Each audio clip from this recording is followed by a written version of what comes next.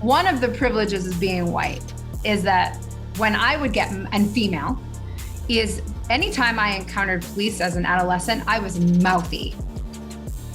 You know, and that is a privilege. I got to be mouthy. You know, it was like the fact that I didn't get thrown to the ground and arrested is a miracle. I was charged with a crime as an adolescent, but I didn't get arrested. I didn't have to do time, which again is a reflection of that I was white and female. I truly believe that. But so this guy pulls me over and I get mouthy and I'm like, what's the problem or whatever? And he was like, who are you? He's like, I don't recognize you. And I was like, well, I just moved here. Like, I just moved to Southern Maine. Like, I don't know this area. And he's like, where are you going? And I'm like, I heard there's a beach around here. And he says, not for people like you. And he takes my driver's license and he runs it.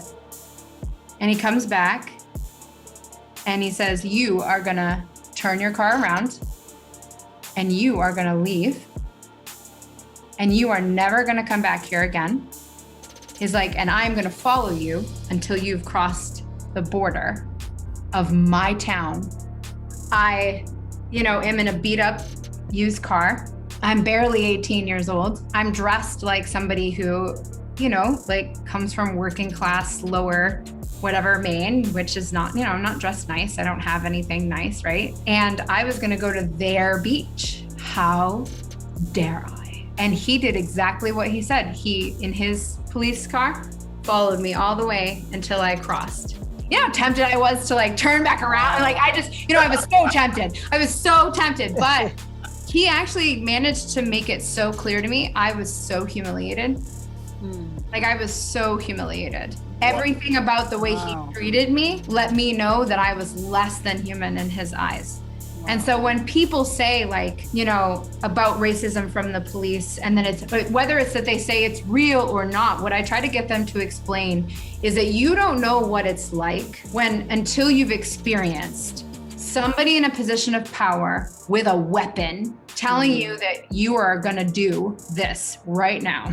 You know what I mean? That is the crux of it. So when people try to talk about the racism that comes from the police, I always haul out that story to remind people that it's when you're in a position of power, you have a responsibility to treat people really well. And what our law enforcement have lost is that if the tables were turned, they too would feel inhuman. They would feel less than human, because that's exactly what I felt. In that moment, I was dirt under his boot. Wow. I don't know what to say. That blew me away. He actually told you, no, not you're for not. people like you. He said, people like you, and then he people like you. follow you out, and he follow you. I make sure. To make sure that I did not, dirty his beach. Wow. Yeah. And that, what strikes me, of course, is that I've told that story in other spaces, right? And one time I told that story, and this young woman, I was in a grad school class, actually, so this was just a handful of years ago, and I told that story, and this one young white woman had a hysterical response to that story. And when I asked her, I was like, wow, you seemed like you're crying at whatever. It wasn't for the reasons you would expect. It's because her uncle is a police officer, and I've just said that her uncle is a bad man. And I'm like, man, people take stuff personally. They don't know how to step back and look at the situation for what it is. I don't know your uncle. I didn't say shit about your uncle. What I am saying is that each and every one of us, and that includes myself, when I'm in a position of power over another human being, it is my responsibility and duty to not treat other people like they're inhuman. You know what I mean? And that's also created a low self-esteem. I'm sure that had been low down your low self-esteem. Humiliated. Yeah. Yeah. I didn't tell that story for a number of years because I felt so humiliated. I felt like white trash. But then here you are, you're looking at this cop, and the cop's supposed to protect you or make you feel better when you see them. And he just humiliated you like that with your low self-esteem. That's just, Wow. I'm blown away. I'm That completely. hurt. You telling that this hurting me. It did, You right? know, it hurts. It did. And so to get back to the stories, right?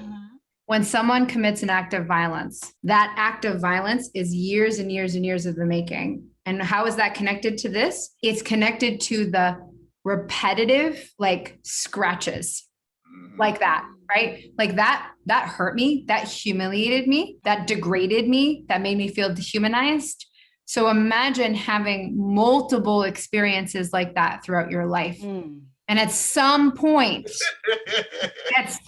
right, there's no such thing as snapping. That's a myth. Psychological research has shown over and over and over again, active violence has a boil. It's a boil. It's not a snap. It's a boil. So then the media takes that headline and says, man commits murder over a pair of shoes. And you're like, dude, it wasn't about a pair of shoes. It was probably the millionth time that guy felt disrespected, dehumanized, degraded, humiliated, whatever it was. And in that moment, because he was unfortunately carrying a gun, he pulled it and then boom, it happens. And so as opposed to then saying like, oh my God, justice is putting this person in prison for life, we would be so much better to look at the narrative. I'd like to say that it's situations like that usually lead to three outcomes. The first outcome is, like you said, it leads to a deadly confrontation, a deadly explosion, instantaneous explosion of violence, which can usually wind up with a person ending up dead. The second one is that it can lead to depression and to the person imploding, which can lead to suicide. The third one is that it leads to withdrawal, which in my case, I found that I am forced to back off because I don't want to have anything to do with the other two. Well, I want to go out there and pull guns open. I'm not. And the fourth one, I'm going to add this one too. The fourth one is the hate for cops. Because you would think all cops might look at you that way. Right. You understand what I'm saying? You find an object, whether it's the police or whatever, you find an object to displace your hatred, right? To blame, to sort of say like, this is a representation of my rage. Because what the root of all of it is, all four of those, what they have in common is rage, because suicide is actually homicide turned inward, just like homicide is suicide turned outward. Many people think it's safer to destroy themselves than it is to destroy another, because who wants to end up in a prison cell or on death row or being exiled and hated by everybody, right? Like, who wants to actually, cause that kind of devastation to their community? It's not something people wake up and say like, oh, I can't wait to murder somebody today. Like, even premeditated murder, you're not thinking clearly, like you've lost your marbles are somewhere over somewhere like else, right? It's not mental illness, but it's rage. So whether it's that you pick an object and you displace your rage, or you turn your rage inward, or you turn your rage outward, it's rage that is generated by these experiences of marginalization. It was because of this reason which I find myself forced to withdraw, because, I have become over the years. It's also the reason why, again, I'm really not a judgmental person at all, because the things that I've seen, that I've been through, I see, just like you explained, I see people like you go through. I'm like, wait a minute, that's the same thing. That's the exact same thing. Yeah. What are we fighting each other for? I don't get it. Like we've talked about before, right? It's a game that the people at the top need us to continue. Yeah. They need us to continue, because if we all actually came together around the same stuff, man, what power. Yes. What power we would have. There's millions of us. It's going to take finding that common ground. It's going to take finding that common ground between us and the things that we've been through, and why what we're suffering from is basically the same thing. We're both strung out on drugs. We're both, suffering from poor education. We're both suffering from poverty. We're both you know what I mean? Yes. Like when you was with us the last time with Sandy, and then we got Sandy Reese's story. I'm Sandy Reese's story, and she was explaining what had happened to her during her childhood. Yeah. I can't tell you how many women across the country go through that, Black and white.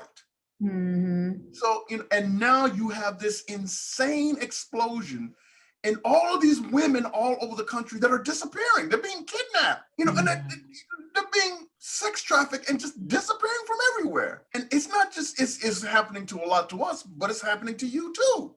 And it's just, I'm like, when we find that common ground, then we can find we can find a structure from which we can start to build and work from. We can say, it's not about race this time. What happened to you happened to me.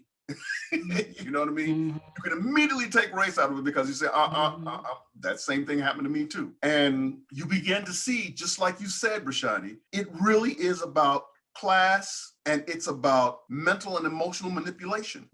And I think I remember the last time that me, you, and Sandy was together, I explained to you the Baker's Rebellion. I don't know if I remember. Yes, yeah. It really got started right there with Baker's Rebellion. Yeah.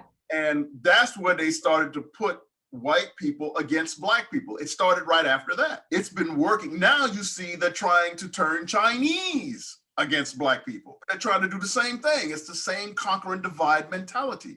The key to counter it is to find common ground. Now, you have no idea how much I'm loving this conversation. What do I want to say next? There's like so much, right? So it's like we don't have to just reduce it down either, right? Like if we reduce it down all the way, like you're talking about, it's the human experience. So we all have struggles. They just might be, we have some similarities, we have some differences and whatever, but it's the human experience, the baseline emotions that we experience as humans, the baseline challenges of survival, the search for meaningful life, the desire to have connection with others. All of these things are like, that's our society at its baseline is built on all of these desires. And so we can, then as we sort of go from there, it gets both more complicated and more simple at the same time. Simple because we can always draw it back that, like you said, we all have shared experiences. And when we find common ground, that's when we remember that we're all human at the base of it. And at the same time, we don't have to compare our traumas. We can actually just get very complicated and talk about our traumas from different angles. So, you and I, three of us have had conversations, and I think with Sandy too, we have talked about how when the colonies were first filled with white people, and the Carolinas are a perfect example of this. Why are there two Carolinas? Because the two original colonies, one of them, the white people actually did what they were told by their masters, and they worked their, hands into the ground. And the other one, they refused. So we have two Carolinas, because of that, that separation happened because they're like, oh, well, this one is good and this one is bad or whatever. And they, being the people who are running the whole situation, are like, we get these people to work and these people won't. What do we do next? And of course, we've talked, slaves were introduced because they could not coerce enough white people to run their colonies and their plantations. And they had all sorts of language and words for them or whatever. So we can talk about modern day problems and find the commonalities, but depending on what lens you look through, there are racial disparities in our country that are rooted in a slavery plantation mode. And there are also, experiences of women that are rooted in patriarchal models of operating, and all of these things are happening. And so depending on what angle we're looking from, it's like, yes, we're all human and we have some shared experiences, the bottom point. And at the same time, I'm secure enough in myself to be able to say that as a woman, this is my experience. But when I hear another person who maybe is of a different race, if they have a different experience than I do, I'm secure enough in myself to not invalidate their experience. And I think that's one of the challenges, is to be able to be like, well, it doesn't invalidate me if I hear someone else's story and it's different. Like, I'm not threatened by that. But so much of our society is threatened by the idea of both and. I am the hero, the villain, and everything in between. It really just depends on what angle you're looking at it from and what role in the play that you're playing with me. So right now we're allies, right? We're in this conversation and we're allies. So it feels good. Somebody else out there right now, I can tell you, who will click on this interview, will click on it because they hate my guts and they hope that I am going to end up dead in the street.